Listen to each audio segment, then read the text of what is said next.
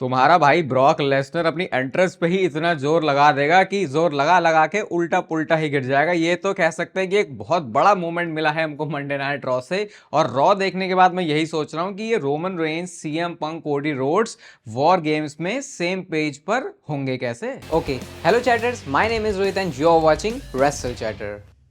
तो आज इस वीडियो में रिव्यू करने वाले हैं मंडे नाइट रॉ के एपिसोड को। और मैं बार बार बोलता हूं कि अगर आप हमेशा इस चैनल पे रॉ के रिव्यूज, स्मैकडाउन के रिव्यूज, पीएलई के रिव्यूज देखने आ जाते हो तो बस ये चेक कर लिया करो कि आपने वीडियो को लाइक किया है या फिर नहीं, और चैनल को सब्सक्राइब किया है या फिर नहीं। सबसे पहले जो शो की स्टार्टिंग है वो होती है ट्राइबल चीफ रोमन रेंस के साथ में। और क्योंकि ये पहले से अनाउंस हो चुका था कि रोमन रेंस शो को किक ऑफ करने वाले हैं, तो रोमन रेंस की एंट्रेंस से पहले ही वो ओटीसी वाले चैंट जो है लगना शुरू हो जाते हैं। अच्छे खासे रोमन रेंस को पायरोज दिए। उसके बाद रोमन रेंस रिंग में आते हैं तो वो रोमन रेंस वाले जो चैंट हैं, जो कि यूके से अब अमेरिका के क्राउड ने भी सीख लिए हैं, वो लगाना वो शुरू करते हैं। और क्योंकि आज की Monday night raw Oklahoma city से थी तो वो बोलते हैं ओकेसी, मतलब ओटीसी बोल रहा है ओकेसी, और उसके बाद वो एक्नॉलेज मी बोलते हैं तो सारा क्राउड वहां पे इरप्ट होता है। एंड उसके बाद ही थीम सॉन्ग प्ले हुआ कोडी रोड्स का। मेरा देखो दिमाग हिला यहाँ पे ये चीज देख के, क्योंकि अगर रोमन रेंस आया है तो मैं चाह रहा था भाई ये बंदा थोड़े कुछ शब्द बोल ले, उसके बाद इसको आके कोई इंटरप्ट करे, लेकिन वो चीज पहले हो गई। बट फिर भी मैं बोल सकता हूँ कि लास्ट में ज्यादा डब्ल्यूडब्ल्यू ने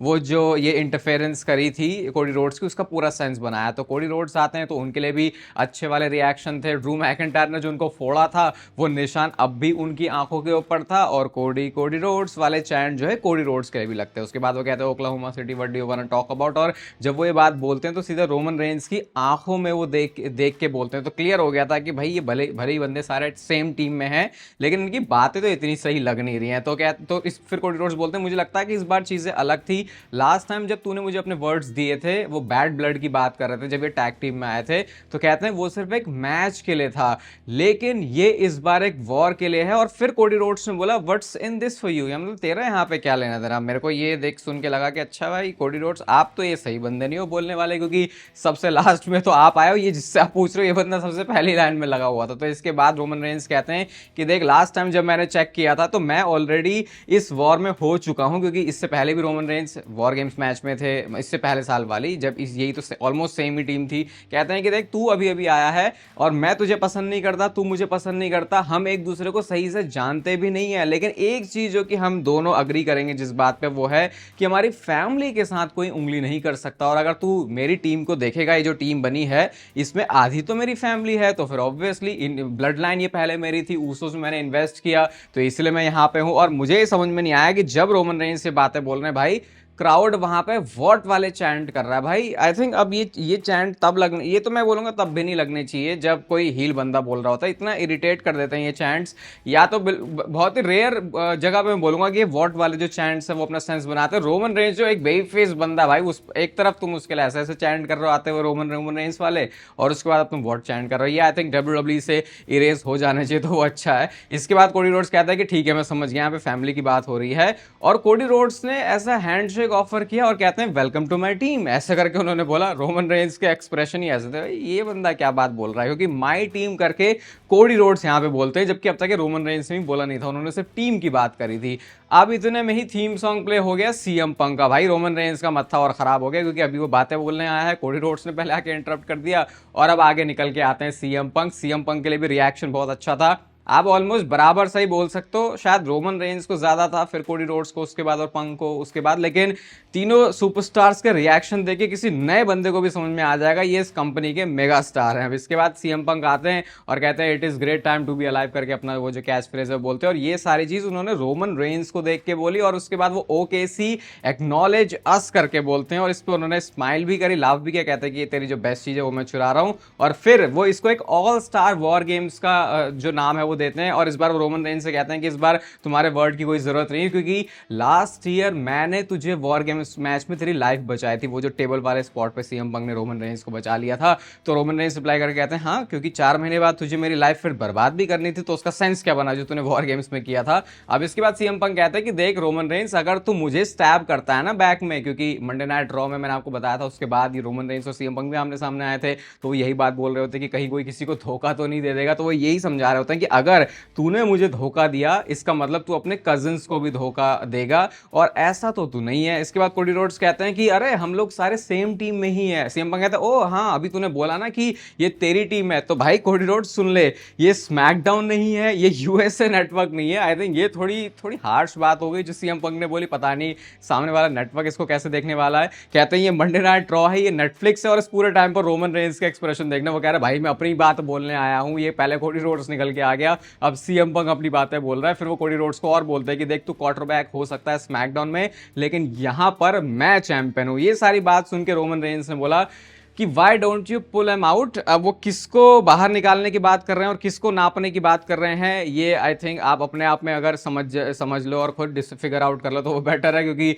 रोमन रेंज यहाँ पे बेल्ट नापने की बात कर रहे थे, पता नहीं क्या नापने की बात कर रहे थे, क्योंकि वो साउंड थोड़ा बहुत अजीब सा किया। अब इसके बाद रोमन रेंज कहते देख कोडी ना मैं तुझे पसंद करता, सीएम पंक ना मैं तुझे पसंद करता, जिस बात पे मैं अग्री करता हूं वो सिर्फ ये है कि मैं नफरत करता हूं पॉल हेमन से। इस पे लोगों ने रिएक्ट भी किया अच्छा, और मैं विजन से भी नफरत करता हूं, मैं उनसे ज्यादा नफरत करता हूं, तुमसे कम करता हूं। तो ये बात बोल के रोमन रेंज ने भी बता दिया कि कोई ज्यादा खुश होने की जरूरत नहीं है, मैं अपनी फैमिली के लिए सिर्फ खड़ा हूं, तुमसे मैं उतनी नफरत नहीं करता जितनी मैं विजन से करता हूं, इस वजह से मैं तुम दोनों के साथ हूं। और क्योंकि आज हम बहुत ही ऑनेस्टली बात कर रहे हैं तो फिर वो दोनों के ऊपर देख के बोलते हैं, जो इतना समझ में भी नहीं आया, क्योंकि आधी बात उन्होंने सीएम पंक की तरफ देख के बोली, आधी कोडी रोड्स की तरफ देख के, और कहते हैं कि ये जो टाइटल है वो मेरे शोल्डर पे ज्यादा बेटर लगेगा। इस पे भी क्राउड ने बहुत अच्छा रिएक्शन दिया, जो कि मतलब वहां पे आप बोल सकते हो कि कोडी और सीएम पंक दोनों के पास चैंपियनशिप है, लेकिन रोमन रेंज कुछ अलग ही नजर आ रहा है। ऐसा लग रहा है कि मतलब क्योंकि एक तो रोमन रेंज हमने ट्राइबल चीफ वाले रेन में बहुत तगड़ा काम भी कर दिया ना, तो इसलिए एज चैंपियन रोमन रेंज की जो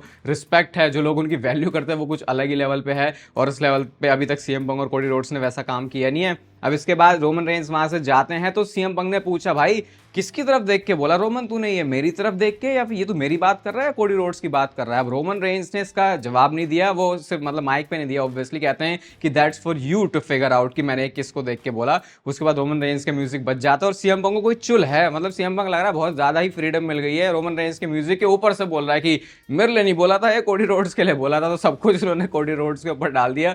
तो थोड़ा मतलब ऐसा माहौल इन्होंने क्रिएट कर दिया कि रोमन कोडी सीएम पंक सेम टीम में है, रोमन रेंज को चैंपियनशिप भी चाहिए, उनको इन दोनों से भी नफरत है, लेकिन उससे ज्यादा उनको विजन से नफरत है। और कोडी रोड्स और सीएम पंक तो एक बार को फिर भी अग्री कर सकते हैं, लेकिन क्योंकि दोनों चैंपियंस हैं तो दोनों अपना वर्चस्व ज्यादा स्थापित करना चाहते हैं, तो बड़ा एक अलग सा एंगल इन्होंने डाल दिया। और आई थिंक ये वॉर गेम्स मैच में क्या होने वाला है उस कहानी को भी अभी एक थोड़ा बोल सकते हो जैसे ये अभी ट्रेलर या टीजर की तरह काम करता है। लेट्स सी अभी आगे क्या होता है, लेकिन ओपनिंग सेगमेंट डब्ल्यूडब्ल्यू ने ऑब्वियसली बढ़िया ही बुक किया था, क्योंकि यहाँ पे रोमन रेंज सीएम पंक और कोडी रोड्स थे। और अगर थोड़ा रोमन रेंज को और ज्यादा बोलने देते अपनी फैमिली के बारे में या फिर ब्रॉक लेसनर के बारे में तो शायद वो थोड़ा और बेटर रहता। अब इसके बाद हमको बैक स्टेज से सेगमेंट दिखता है और पता नहीं कौन सा एनवायरमेंट के अंदर ये सारे के सारे लोग हैं, बड़ा ही कूल सा लग रहा है। यहाँ पे ड्रू मैकिंटायर से प्लीज करके बोल रहे हैं मिस्टर मैकिंटायर कि भाई आज चुल मत करना, तुम सस्पेंडेड हो, तुम सिर्फ इसी वजह से हो क्योंकि मैं तुम्हें यहाँ पे लेके आया हूँ। और वो ये भी बताते हैं कि आज तुम एडवांटेज मैच में होने वाले हो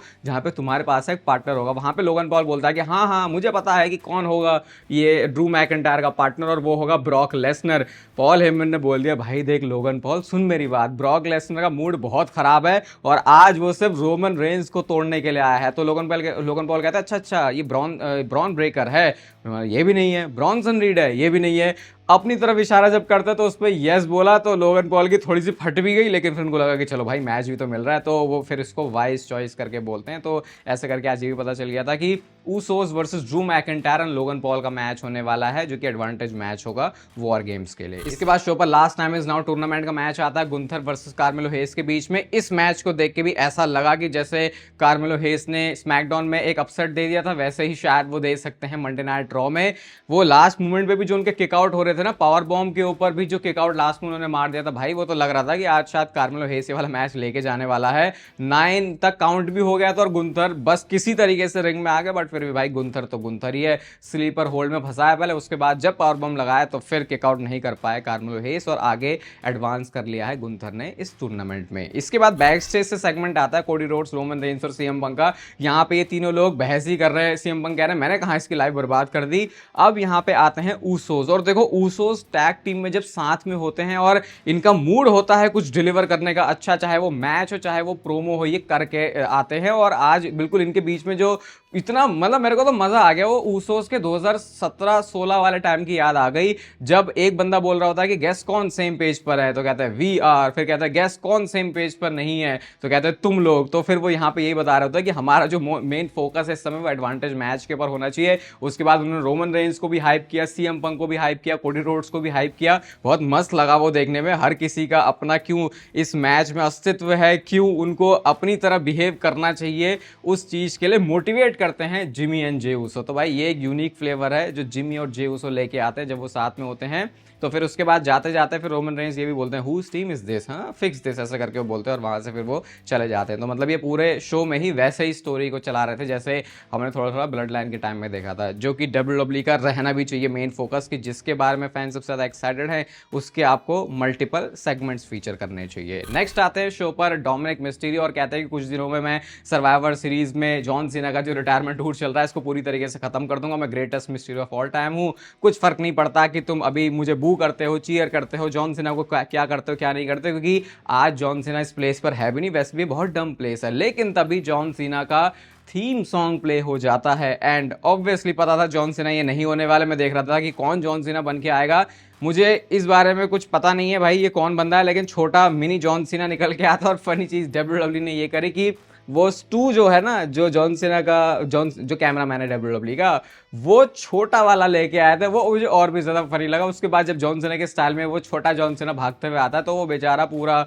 एप्रन से ऊपर चढ़ नहीं पाया, तो उसको स्टील स्टेप से लेके जाना पड़ता है। और डोमिनिक यहाँ पे आके बोलता है कि देख भाई तुझे अब तक मुझे पेल देना चाहिए था, लेकिन मैं अपनी एनर्जी तेरे पे बर्बाद नहीं करने वाला, क्योंकि सर्वाइवर सीरीज के लिए मैं सब कुछ बचाना चाहता हूँ। छोटा जॉन सीना बोलता है कि फाइन स्पीच करके वो उनको बोलते हैं और कहते हैं कि तू भैया सबसे बुरा मिस्टीरियो है, if you want some come get some, the champ is here करके वो बोलते हैं। लेकिन इसके बाद जो डोमिनिक ने उनका बाजा बजाना शुरू किया, 5 नकल शफल भी लगाया, उसके बाद अपनी 619 भी लगाई जिसके ऊपर मिनी जॉन सीना ने बहुत अच्छा सेल किया और स्प्लैश भी लगाया। मुझे तो देख के लगा कि रिब्स वगैरह टूट ना जाए, लेकिन डब्ल्यूडब्ल्यूई ने एक थोड़ा यूनिक सा सेगमेंट फीचर किया था मंडे नाइट रॉ में, और इसको बोलते हैं क्रिएटिविटी, जो कि लगता है स्मैकडाउन के टाइम पे घास चरने चली जाती है, क्योंकि शायद उससे पहले ट्रिपल एच की कॉफी में कोई बंदा गोली मिला देता है। इसके बाद शो पर नेक्स्ट मैच आता है Rey Mysterio versus JD McDonagh का। ऑब्वियसली एक अच्छा मैच ही होना था। एक वो काउंटर बहुत ही ज्यादा खतरनाक लगा जेडी मैकडोना का, जब 619 के लिए वो जा रहे होते, लेकिन उसको रनिंग स्पेनिश फ्लाई में जो बदला, ऊपर से रे मिस्टीरियो भी बहुत ज्यादा एजाइल हैं, तो ये चीज एजाइल हैं, तो इसमें काफी ज्यादा मदद मिल जाती है जेडी मैकडोना को ऐसे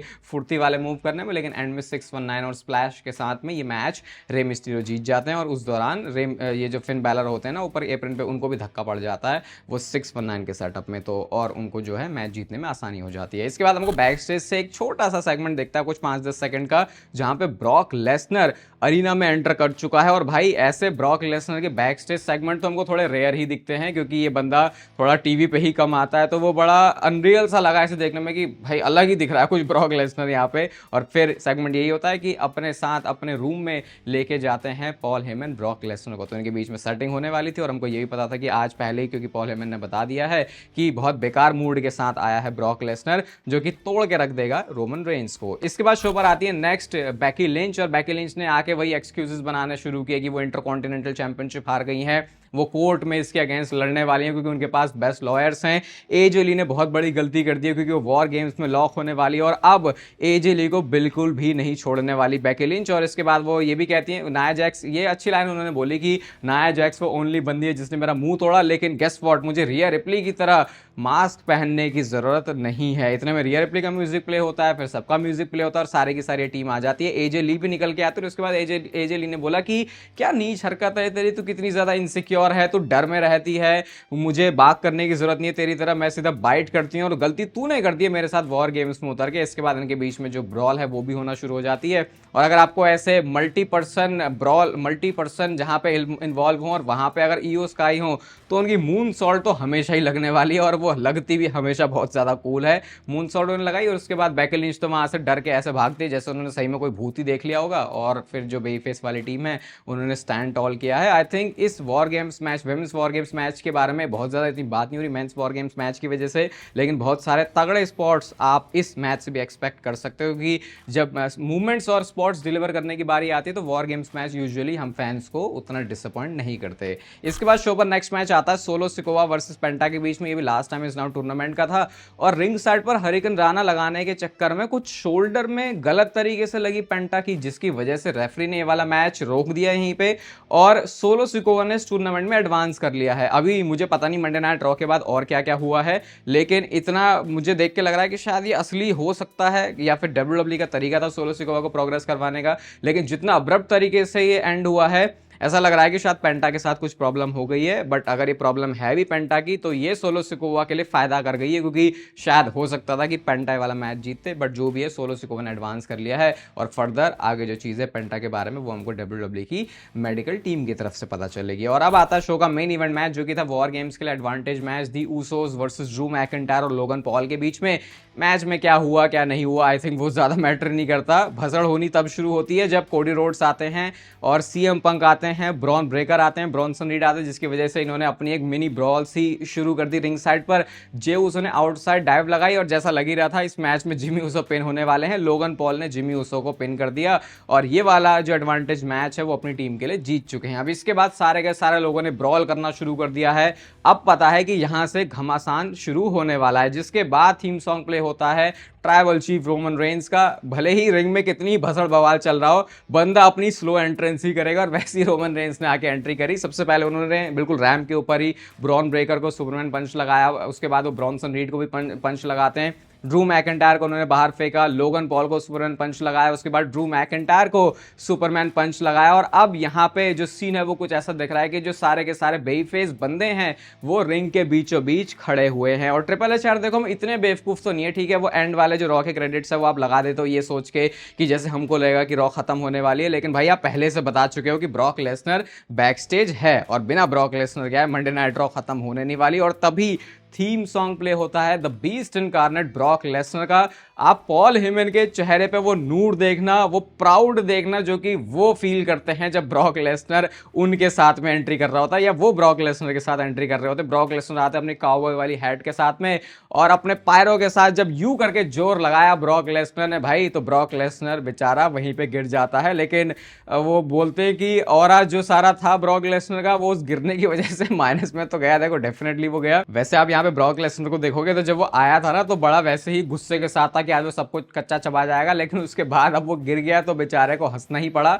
और आप बोल सकते हो कि इस बॉट से उन्होंने रिकवर भी कर लिया, क्योंकि वो उल्टे होके फिर जिस तरीके से खड़े हो जाते हैं और फिर उन्होंने फनी चीज करी कि वो जो उनकी काउबॉय वाली हैट है वो सीधा ब्रॉन ब्रेकर को जाके पहनाए थे। ब्रॉन ब्रेकर भी सोच रहा होगा कि भाई मुझे इसने क्यों ये टोपी पहना दी, तो लिटरली टोपी पहनाने वाला काम हो गया। एंड ऑल्सो सर्दियां आ गई हैं तो ब्रॉक लेसनर तो अपनी उस मिस्टेक से रिकवर कर लिए, लेकिन आप ये गलती बिल्कुल मत करना क्योंकि साल में ऐसा मौका सिर्फ एक बार ही आता है, क्योंकि ये वो टाइम होता है जब आप तगड़े हो सकते हो। और मैं अपना एग्जांपल दूं तो लास्ट ईयर इसी टाइम से मैंने अपनी ट्रांसफॉर्मेशन शुरू करी थी और एक साल में रिजल्ट मेरे को तो देखो ठीक ठाक मिल गया। बस आपको ऑन पॉइंट रखनी होती है अपनी डाइट। और दो चीजें जो मैंने पर्सनली खुद अपनी इस पूरी ट्रांसफॉर्मेशन में यूज करी, इसके बारे में थोड़ी कम बात करता हूं, वो है क्रिएटिन और दूसरा है हमारे पास प्रोटीन। तो ये दो चीजें अगर आप अपनी डाइट में फिक्स कर लेते हो, क्रिएटिन जो कि आपकी मसल को में स्ट्रेंथ देता है, जो कि आपको आपके वर्कआउट्स में हेल्प करती है, और बाकी प्रोटीन तो बिल्डिंग ब्लॉक है आपकी मसल का, तो वो जरूरी हो जाता है। तो मेरी पर्सनल रिकमेंडेशन रहेगी ये दो सप्लीमेंट आपके लिए जो आपकी इस ट्रांसफॉर्मेशन की जर्नी को और ज्यादा आसान कर देंगे। और ट्रस्ट मी, मैं आपको जो चीजें बता रहा हूं बिल्कुल वही बता रहा होता हूं जो मैंने खुद पर्सनली यूज करी है। बाकी आपको ये मेक श्योर करना होता है कि जो भी आप प्रोडक्ट कंज्यूम कर रहे हो बेस्ट क्वालिटी का होना चाहिए, और इसके लिए नेचुरल टीन है जिसको मेरे को अब 1 साल से भी ज्यादा हो गया कंज्यूम करते, मैं आपको बहुत बार बता चुका हूं ये चीज। तो आपको इसका लिंक जो है डिस्क्रिप्शन और पिन कमेंट दोनों मिल जाएगा। अगर आपको एक प्यारा सा डिस्काउंट चाहिए तो वेबसाइट पर जाके शॉर्ट में मेरा नाम ले लेना, आरपंत इज द कोड, तो आपको एक डिस्काउंट मिल जाएगा। मेरे कहने से अगर आप अभी, क्योंकि सर्दियां स्टार्ट हुई है और इससे बढ़िया टाइम कुछ होता नहीं है बल्क करने का या फिर थोड़ा गेन करने का, तो ये अच्छा रहेगा आपके लिए। और शायद रेसलमेनिया आने तक आप अच्छे रिजल्ट्स अपने अंदर देख सकते हो बहुत इजीली अगर थोड़े कंसिस्टेंट रह जाते हो। तो डिस्क्रिप्शन और पिन कमेंट दोनों में आपको नेचुरल टीन का लिंक मिल जाएगा। अब इसके बाद क्या होता है, ब्रॉक लेसनर आके खड़े हो गए हैं और अब उधर की साइड से देख के ऐसा लग रहा है कि हाँ भाई ये टीम ब्रॉक लेसनर की है। तो ब्रॉक लेसनर बिल्कुल सामने से निकल के आते हैं, हैं। इधर उनके साथ जो उनके बाकी सारे बंदे हैं, Drew McIntyre, Logan Paul, Bronson read और ब्रॉन ब्रेकर, बाकी 5 बेबी फेसेस तो रिंग में खड़े ही हैं। तो पहले एप्रन पर खड़े होते हैं और इसके बाद ये रिंग में घुसते हैं। और जैसा पॉल हेमन ने बोला था कि ये ब्रॉक लेसनर रोमन रेंज के पीछे ही पड़ा है, रोमन रेंज ब्रॉक लेसनर अपने आप में चिपट जाते हैं। ड्रू मैकिंटायर, कोडी रोड्स एक दूसरे से लड़ रहे हैं, उधर सीएम पंक और ब्रॉन्सन रीड लड़ रहे हैं। लेकिन एक डिसअपॉइंटिंग चीज यहाँ पे ये लगे कि लड़ते लड़ते इन्होंने ज्यादा कुछ दिखाया नहीं, कह सकते हो कि गर्म करके ठंडा छोड़ दिया और सिर्फ यहाँ पे फिर ये ब्रॉल करना शुरू करते हैं और Monday night raw of air चली जाती है। देखो आज के मंडे नाइट रॉ को अगर रेट करना हो तो ये इजीली 5 स्टार दोबारा से हो सकती थी, लेकिन कुछ चीजें और पिछले वाली रॉ से उतनी अच्छी नहीं थी, तो इसको रेट किया जाएगा 4.5 स्टार। क्योंकि कंसिस्टेंट चीजें, मल्टीपल बैक स्टेज सेगमेंट भी शो को काफी इंटरेस्टिंग बनाते हैं। बाकी आज चैनल पर दूसरी वीडियो भी आने वाली है, तो उसके लिए स्टे ट्यून्ड। नेचुरल टीन का लिंक आपको डिस्क्रिप्शन और पिन कमेंट दोनों में मिल जाएगा। प्यारा से डिस्काउंट के लिए कोड यूज करना मत भूलना। मिलते हैं आपसे शाम वाली वीडियो में। इस वीडियो को यहां तक देख रहे हो तो लाइक कर देना और चैनल को सब्सक्राइब कर दो ऐसे और WWE से रिलेटेड कंटेंट के लिए। बाकी तब तक फिर लेते रहो जिंदगी के मजे।